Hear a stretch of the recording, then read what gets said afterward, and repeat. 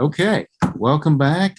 And we're still in the Twilight Zone, but we're going to be folding in some new material in these next few episodes. Oh yeah, this is gonna be great. Yeah. No, we keep getting more and more excited, and we're hoping that you're getting it. Maybe you're not as big a nerds as we are, but which is probable. But we're loving this stuff, and we just I'm psyched because we just finished talking about a great episode, Nothing in the Dark, one of my favorites, and the themes of aging, death, but also fate, determinism. What hand are we dealt, and how do and the biblical themes are just massive in all this, right? Paramount. Oh, absolutely.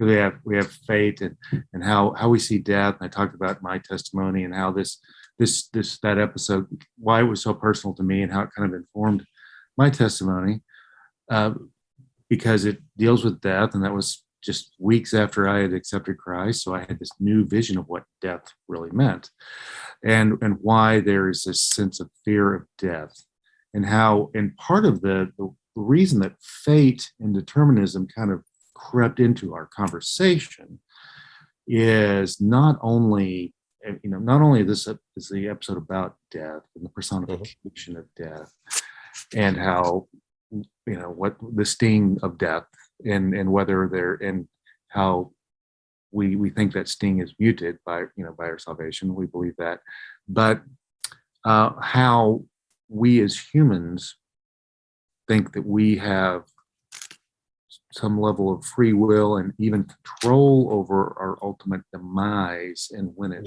happens. And so Wanda, the protagonist, the 73-year-old, the elderly lady, and Nothing in the Dark, portrayed by Gladys Cooper, had that sense, right? Right. And this idea that, if you can personify something, especially like death, you can avoid it.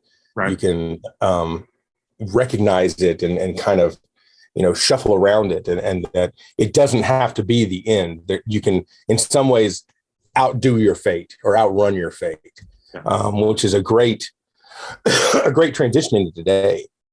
Yeah. And one thing I'd also note is if you put a face on it, you can also, I guess, place some sense of evil or accountability toward it. Yeah. Right. There can be a judgment there, as opposed to just it's this reality that we all deal with. It's like there's somebody or something that we can point it at and say, you're bad. And so sometimes that makes us feel better. So, okay, today we keep moving with that determinism and fate and free will conversation. And we wrap in an episode from the first season. It's towards the end of the first season. The first season was very prolific.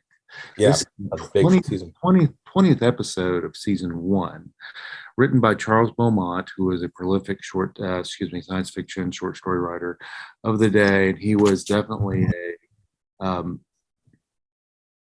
known entity in the Twilight Zone and among the Twilight Zone writers, and respected among the Twilight Zone writers. And this is the source material for this is his short story. The name of the episode is Elegy, and the short story is Elegy.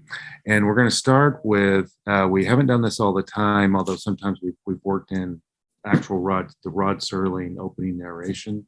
Yeah. But why don't you, Paul, you can be our Rod Serling. And, nice. and you don't have to smoke, because he sometimes smoked. But just do your best, Rod Serling, and give us the opening narration, and then I'll going on. Yeah, this is a cool one.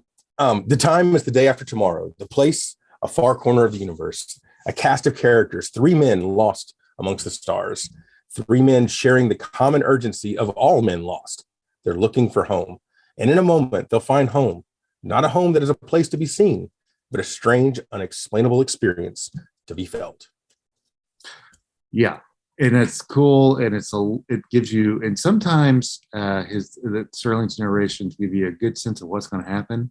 Yeah, this one is pretty.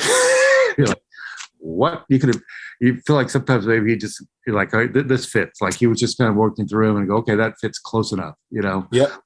So this is the plot, right? So you have 3 astronauts, and of course they're this is the dawn of technology and the new age and the space The race. day after tomorrow. Absolutely. And the space race is hot and heavy.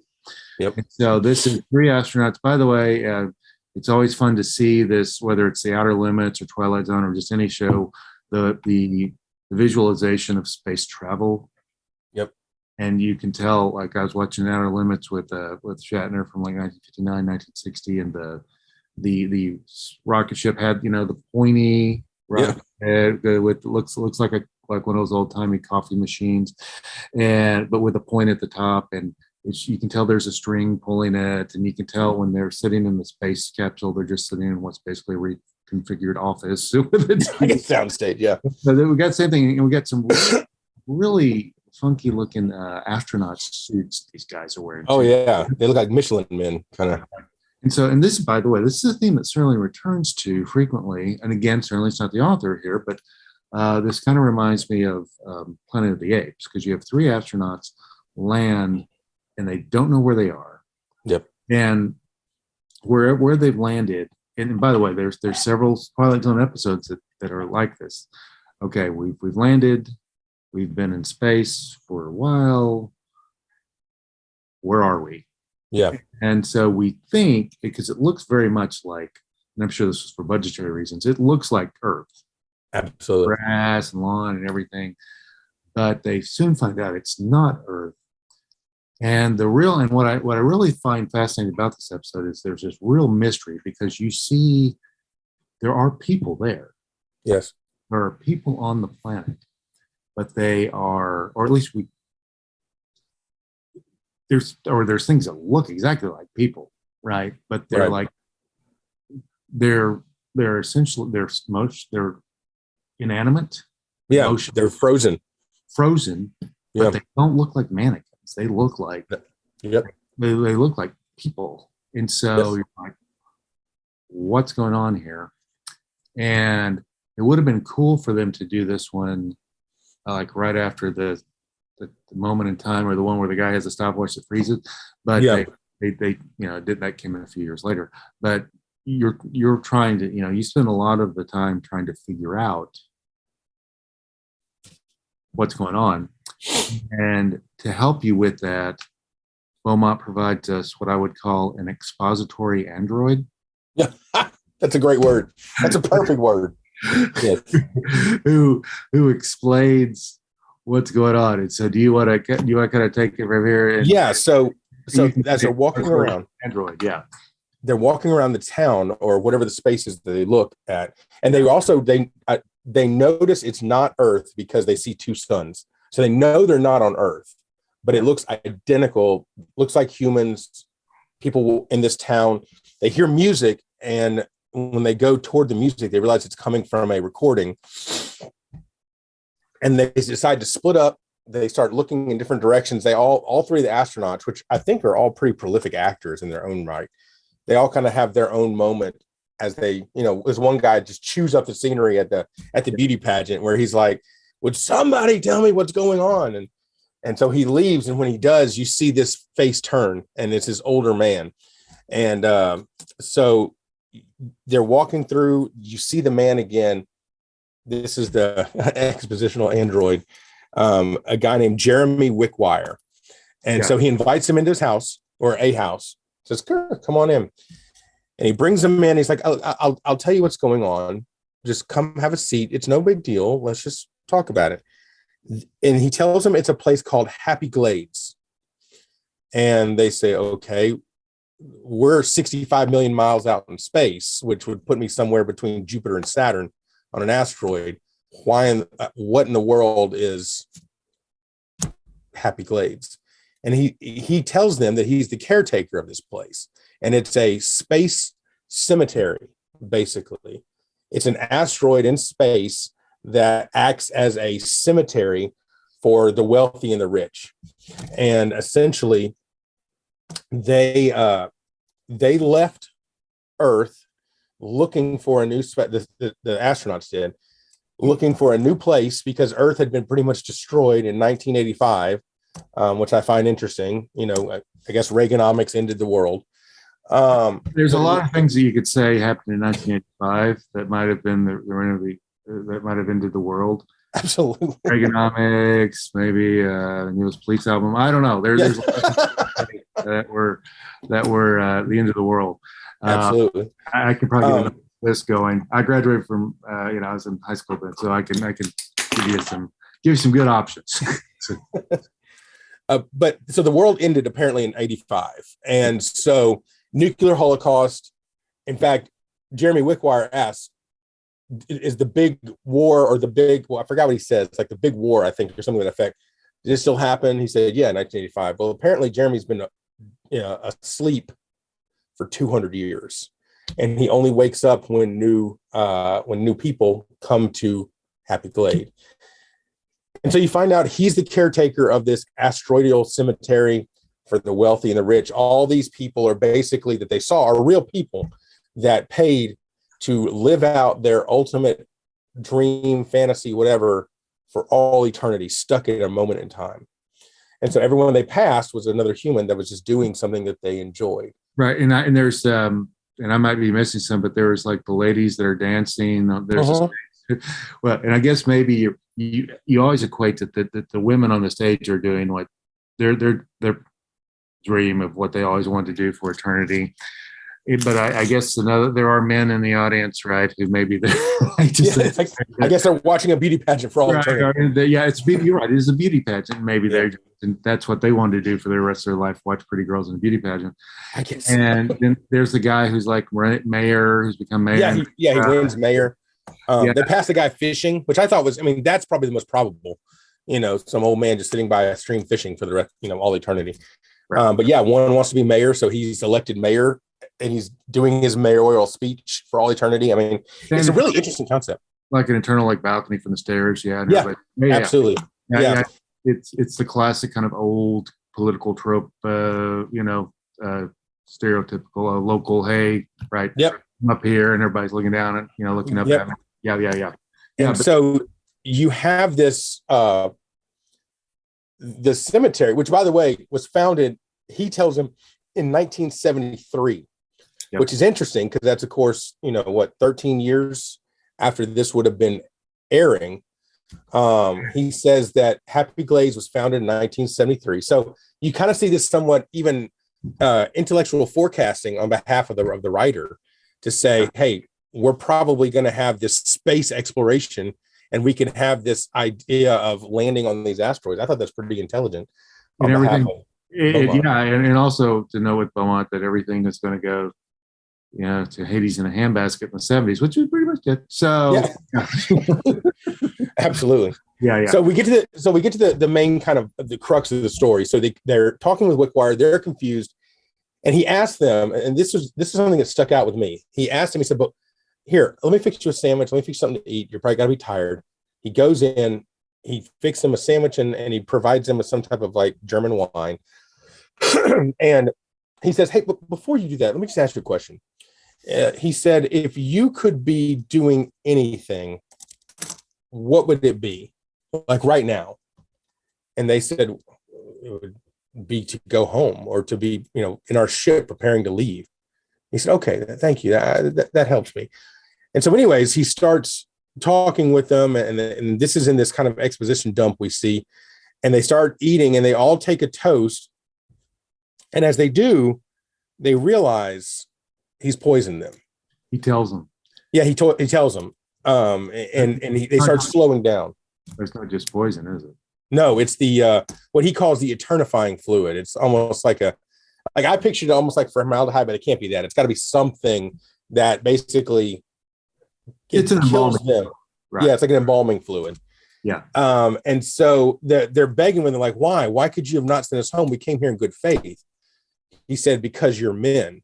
And as long as there are men, there will never be peace, which is such a powerful, we talked about in the last couple of episodes, there's always that one quote in these episodes toward the end or at some point where you just drive home the point of the episode. And that seems to be in Wickwire's mind and even the mind of the writers, that as long as there are men with free will, it's kind of the underwritten thing there will never be peace. And so in order to preserve peace, he killed them. And he, at the end of the show, gives them exactly their wish. I mean, it's interesting. He's not really malevolent in the truest sense. No. He's very much almost a John Stuart Mill kind of utilitarian, as long as this is the best good possible. And so he kills them and puts them in their ship for all eternity, headed home. I mean, they're right. And they're playing cards or something. They're, yep. And they're just sitting in their ship for the rest of for eternity. Yep. But they're dead. And what's crazy is that the weird music that's playing while it's kind of like a comedy music. Yeah, and he's like dusting them off, like he's a curator in a museum. Yeah, it's really, really odd. So, yeah. Let's see. And so I don't know why they chose that music. I've always tried to figure that out. Yeah, I don't know. Maybe it's to juxtapose what just happened. I mean, right? You had a triple homicide. Yeah. One of the things we talk about often, and a lot of thinkers have talked about throughout the 20th century, is so much of the innovation and so many things, the technology and the advances that we have, and how life was just on. And you listen to people who lived during the war years, how the world, the Great Wars, how life was just on the cusp of this new reality and this new greatness, and how man messed it up. Yep. For what reason? To what end? Why? And that's always one of the first questions I ask is why. Yeah. Why did we use all that technology to destroy? Yeah. What I find really interesting about this time period, specifically this episode in this time period, 1960. and we talked about earlier. I think you said the reference. It was almost like Planet of the Apes. We've seen these other kind of tropic ideas of how when man is given power, man destroys. And this is a time period where the idea of God as supreme was still very much a part of the mainstream. Yep. This is before we've risen into this, late post-modernity that's pushing so far outside the realm of truth and absolute truth that God is still very much a part of the cultural values. And so you see this juxtaposition of man with power, especially nuclear power and all these kind of unwritten, untapped resources of power that we have in our control. And all the time, what bad happens because we went outside the natural order. Right. And I find that so fascinating at this point. And we see this in the 60s too. I mean, like we talked about, I think in the second episode of all this, I'm a big comic fan, and you see the rise of Marvel coming out in the early 60s with the X-Men in 1962, Spider-Man 1962, Fantastic Four, I think, in 1964. So Hulk, all of these. Did you say Hulk? I can't remember. Hulk was. Hulk came out around that time too, in the late 60s, and so all of these things are fueled by what happens when nuclear power, too much power, is given to humanity, and. We see these things, these abominations, these mutants come out of it. And that just becomes a common theme, but it seems to juxtapose man and power versus God and supremacy. And when you go outside the natural order, as it seems like Wickwire is pointing to, you end up with bad things. Yeah. And I think it's fair to say that that's still that mindset, at least at this point, 1960, is still part of the social mindset and the social construct. And maybe Beaumont's also saying, since this is obviously set, I don't think they ever say the exact year that no.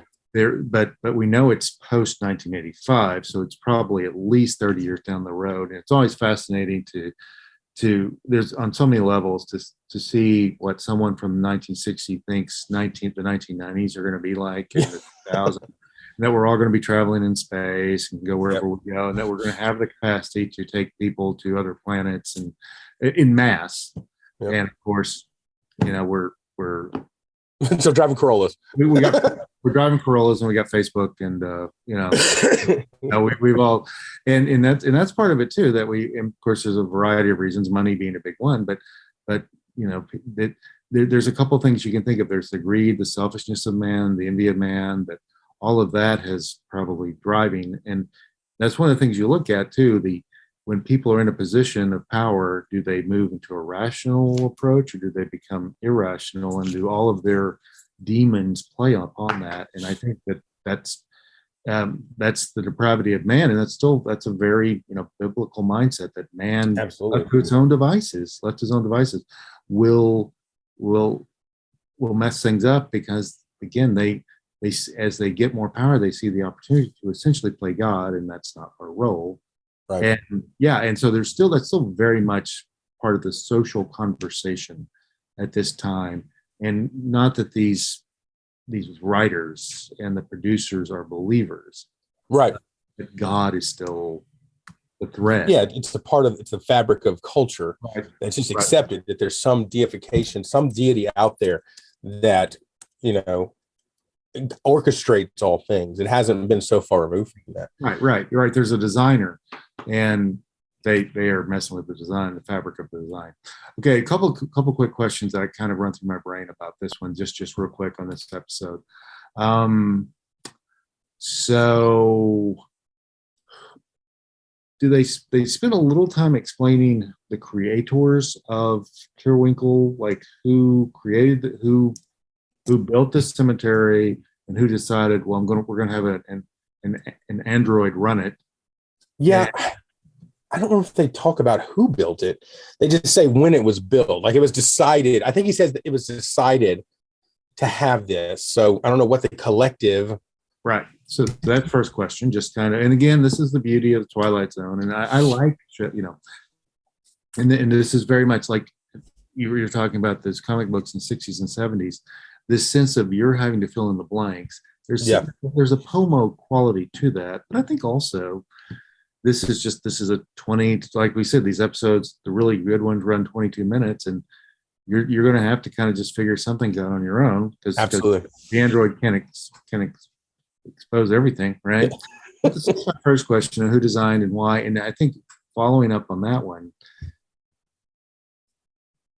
has he become a truly sentient being who on his own has decided that man is bad, or did his creators program him? Because that's kind of an interesting philosophical question as we talk about this determinism versus fate. Has he come to the point where he is playing God, or did his creators, his God, if you will, did they program that in him? Yeah. That's another huge, and I think of natural law, and I think of what some philosophers such as C.S. Lewis, or writers such as C.S. Lewis, think that man is innately programmed with, from God. And so is, in this sense, there's that determinism from our creator that we're not privy to, which I think probably there is to a certain extent. And again, we're going back to the finite brain. We're knuckleheads who can't figure all that out. But that's one of my, because that's a great question. Your man is bad. Okay. Did he come up with that, or did, and so, yeah, I think that's a lot going on there. Well, and I think, and that's interesting you say that. I never saw it, or I guess I never questioned that, because I knew he was, it doesn't really, I don't think it says he's an android, but you obviously get this idea. He's lived for 200 years, or been asleep for 200 years. And so he kind of powers on and powers off as people show up. And so I guess I never really questioned it, but in my mind, I think it's almost like when we deal with computers, we talk about computers as being logic gates that basically it's a differential engine. What is more probable in this situation versus the other? And you could see that, I don't think it's far to assume that he would look at the situation and say, if you are a human and you are alive here, there's only one inevitable outcome. You will cause panic, you will cause destruction, you will cause death. It is much better to end you now than it is to bring about what is unsettling to me. Isn't that weird logic, though? Because it's a cemetery. It is. Everyone's already dead. Yeah. what, you think they're going to find a way to make money off of it? I don't understand. I don't know. And I think that's like you were saying, those are the things that we're left to assume behind the scenes. But I do find it interesting. Obviously, is he playing God in some sense? Yes, because he takes their life. He murdered but them. he makes this call based on what he assumes they're going to do. He assumes that if you are humanity, and it's weird to say a robot assumes. I guess we could put it in scientific language as he makes a probability statement and says, given humanity, it is only more inevitably probable that it will lead to death, pain, and destruction. It's algorithm. Yeah, it's an algorithm, and so, but it's all based on something they haven't even done yet, which I find so fascinating. And that's because I know you're about to lead the minority. Can I throw in one more? Yeah, absolutely. One more real question based on this. Since these people, the astronauts, are going to be in that cemetery, not of their own free will. I mean, no one chooses to die, but they're murdered, right? Yep. So, I mean, we assume that everyone else there is there of their own free will. They passed, and then they said, "This is what I want to happen to me," and that the funeral home or whoever was in control of that took them to this asteroid and said, "Okay, here you go. You're a football player or whatever they end up being." Is it possible that our little Turwinkle, this is not his first rodeo with, because he says he hasn't been awake in 200 years. Yep. So we know this is way in the future, right? Yeah. Because he knew about he didn't know about it was created in 1973.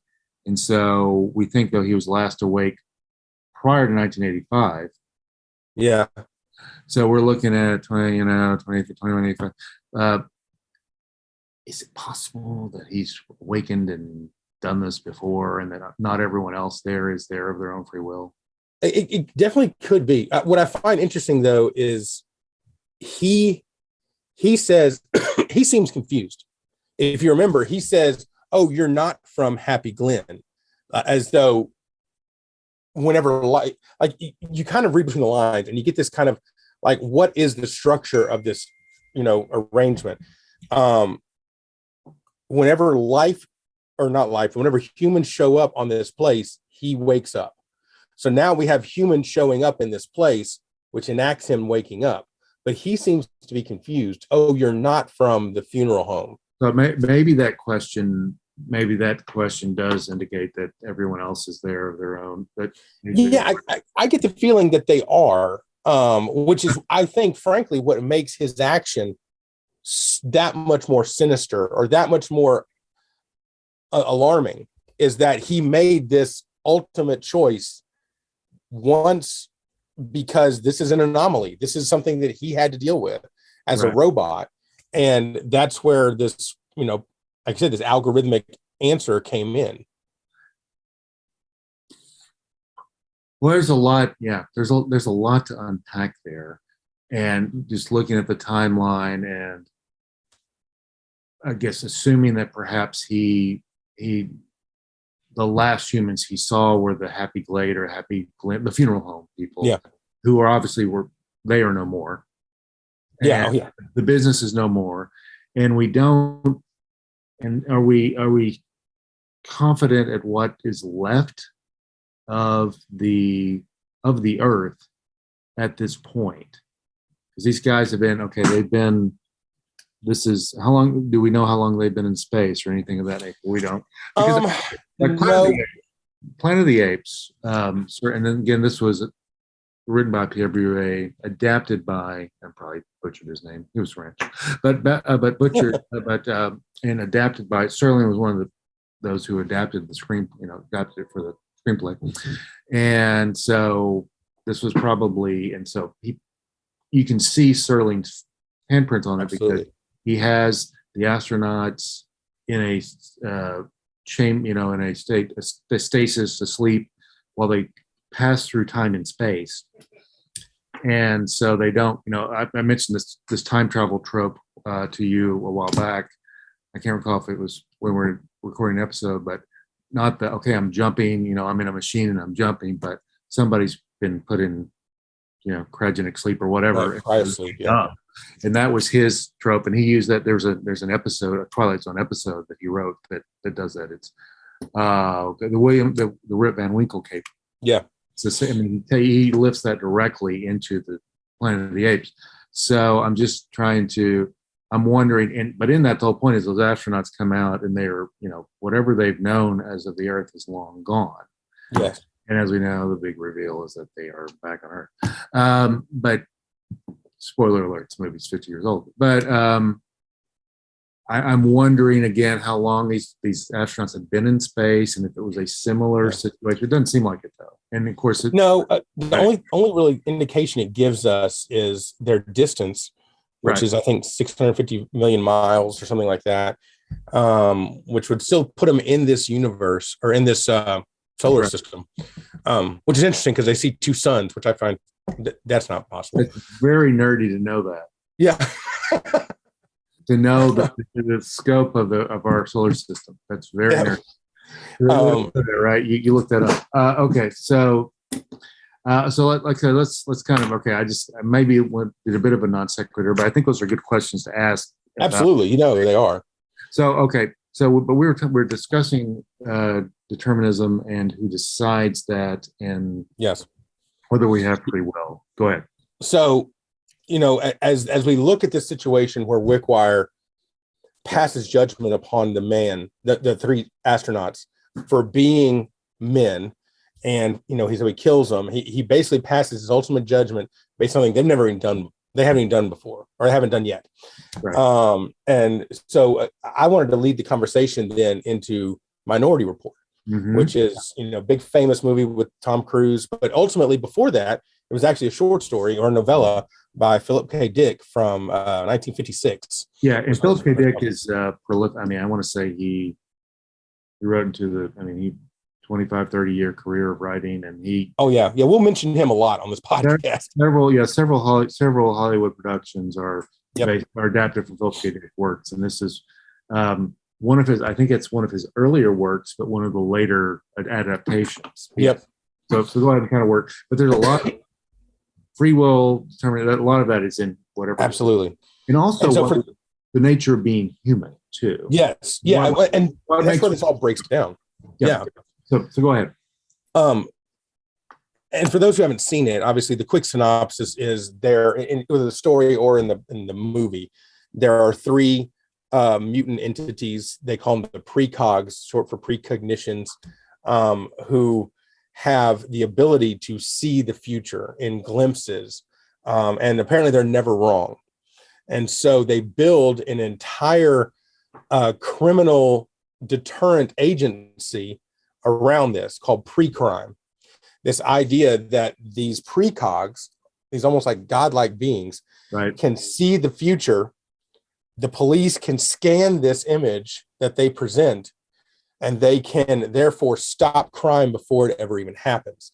And so we see the parallels, right, between Wickwire killing the humans before they've ever committed any atrocities, even though he says that's the inevitable solution, and pre-crime in Minority Report stopping crimes, generally murders, before they've ever even happened. So they're arresting people before they've even committed the crime itself, simply based on this deterministic idea that it will inevitably happen.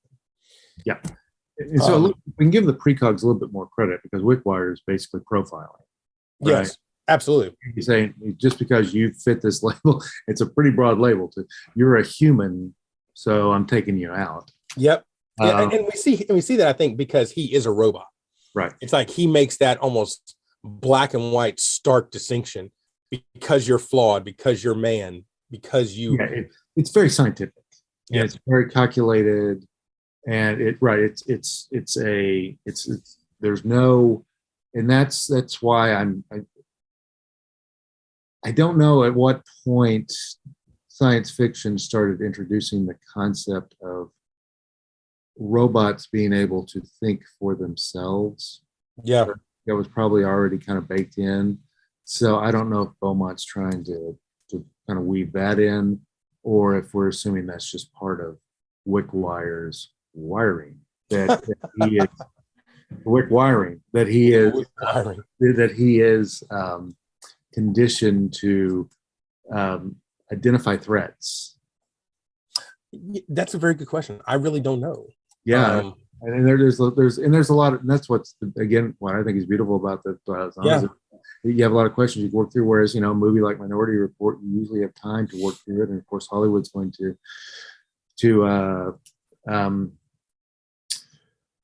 deviate from the original subject matter to make sure you can have a marketable ending and a marketable star. Yeah. So the story does differentiate from the movie. It's pretty close, actually. I mean, the core components are there. But yes, I mean, Hollywood does give us a big bankable star with Tom Cruise. And of course, it's Tom Cruise. You can't get rid of from his, his happy ending. But what's interesting in both cases, the one thing that stays true to the core, and of course, spoiler alert here, if you haven't seen it, I'd encourage you to go watch it because it's a Spielberg movie. It's a good movie. They both show that pre-crime, or this idea of predetermined action, and knowing that to be false. Yeah. And so in both the ideas of the Minority Report, it seems that Philip K. Dick, or the writer of the screenplay, is staying true to this idea that free will trumps determinism, that human beings with their advocacy of free will as free agents can determine their world better than any type of predetermination or determinist idea. So in this case, looking at Minority Report, Wickwire would have definitely been deemed a murderer because they would have, just because they would have, according to all deterministic ideas, they would have led to war and destruction because they're human, didn't mean they did it already. Didn't mean they have to follow that. Yeah, but then can the precogs predict? Because the precogs it's telepathic in a sense, like they it's like a weird kind of telepathy. No, I don't know if they would have android telepathy. Yeah, if they could read his mind and what he was planning to do. So just to clarify, I think they're not just seeing the future; they're reading, and that's a very critical distinction because they are reading people's minds and their intent and what they plan to do. Yeah, they're kind of concocting this ideas, which is where the title Minority Report comes in. Yeah. It's this idea that of the three, one of them may have a different opinion. Yeah. And they wrestle among themselves to figure out what is the truest outcome. And apparently, like I said, they're never wrong unless there's this dissenting opinion. And that's what sends in the case of the book and the movie. That's the chaos. Yeah, the John Anderton, or whoever his name is, goes to find this Minority Report to see if he is, because he's accused in both cases, the guy who created free crime, of being a murderer, and so he tries to clear himself. Yeah, so that's an important note. That the title is it's like the dissenting opinion in the Supreme Court. Of the three, one has a different opinion of what's going to happen in the future and what the intent is. And that's the Minority Report, and they have to follow the trail of Minority Report and figure out what's going on. What I think we should do then is kind of pick up on our next episode, episode 14, and I mean, there's a lot to unpack there. So we want to kind of let things breathe a little, and so we still have to work through this sense of determinism, and from a biblical perspective, what does it tell us about? Yes. What does Scripture tell us, and what does Jesus tell us? And there's a couple of things I think that we need to follow up on. One, obviously, is this free will versus determinism, and what level of free will do we actually have, and do we get to the point where it may be more deterministic than free will, but is it to the point that we're kind of like Wickwire? We really don't. There's no point in even trying to, you've probably had friends, and I think that'd be something that we've been like friends that we've had who have a very deterministic approach to life. Like, I'm just trying to figure out what God wants me to do, and I'm going to do it. Absolutely. And we're really not in that capacity where we can do it. Right. And so we want to talk about that. And also, one of the things we didn't talk about with Elegy is all these people this cemetery of dreams, if you will, which is kind of, and how people, how they still seek to have control even in death, because they're like, they're like, I want death to be a celebration of whatever I did in life. And of course, and another thing that I don't quite get about the episode is did they explain, like, there were some really young looking people, like the girls were, I mean, they were beauty pageants. Yeah. So were they? I think they said not everyone in there is a person.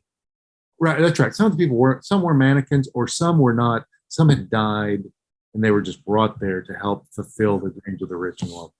Yeah, so that's what it's called. But that's another thing too, how we try to control lives, and how we and to what extent are we supposed to? What control do we have over our calling, and why do we always want more? So yeah, so much to talk about. Yeah, so much to talk about. So thanks for being on this episode 13. There's a lot to unpack there, and we enjoyed it, and it's hopefully as fascinating to you as it is to us. And so when you're ready, episode 14 is there, and we're going to continue plugging through free will, determinism, through Minority Report. Thanks everyone again. Look forward to seeing you next time.